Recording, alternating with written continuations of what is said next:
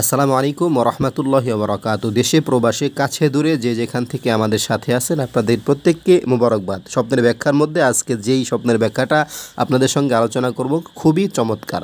এখনও যারা আমাদের চ্যানেলটি সাবস্ক্রাইব করেন না, দয়া করে সাবস্ক্রাইব করে আমাদের সাথে থাকবেন। প্রিয় বন্ধুরা, আল্লামা ইবনে সিরিন স্বপ্নে যদি আপনি দুশ্মন দেখেন এর ব্যাখ্যা কি বলছেন আমি আপনাদের সঙ্গে আলোচনা করি।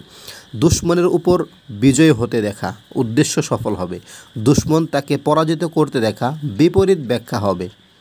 অর্থাৎ দুশ্মন যদি আপনাকে পরাজিত করে এমনটা যদি আপনি দেখেন, বিপরীত ব্যাখ্যা বলতে কি আপনি দুশ্মনকে পরাজিত করছেন এমনটা ব্যাখ্যা হবে। দুশ্মনকে খেয়ে ফেলতে দেখা, স্বপ্নে যদি দেখেন দুশ্মনকে খেয়ে ফেলতেছেন তাহলে বিপদে পতিত হবে, আপনি বিপদে পড়বেন। তওবা করতে হবে, তাহলে বিপদ দূর হয়ে যাবে। যদি আবার আপনি তওবা করেন সেক্ষেত্রে আপনার বিপদ দূর হয়ে যাবে। হজরত জাফর সাদেক রহমতুল্লাহ আলাইহি বলেছেন, দুশ্মন স্বপ্নে দেখার 3 প্রকারের ব্যাখ্যা হতে পারে। 1 নাম্বার, কাজ বন্ধ হয়ে যাবে। 2 নাম্বার, দুঃখে কষ্টে পতিত হবে।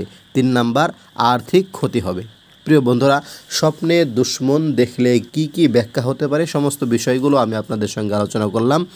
এর বাহিরেও যদি আপনারা কোনো প্রশ্ন বা এর বাহিরেও যদি আপনারা কোনো ধরনের স্বপ্ন দেখেন আমাদেরকে কমেন্টস করবেন, আমরা সেগুলোরও উত্তর দেওয়ার চেষ্টা করব। সকলে ভালো থাকুন, সুস্থ থাকুন, ঈমান ও আমলের সঙ্গে থাকুন। আসসালামু আলাইকুম ওয়া রাহমাতুল্লাহি ওয়া বারাকাতুহু।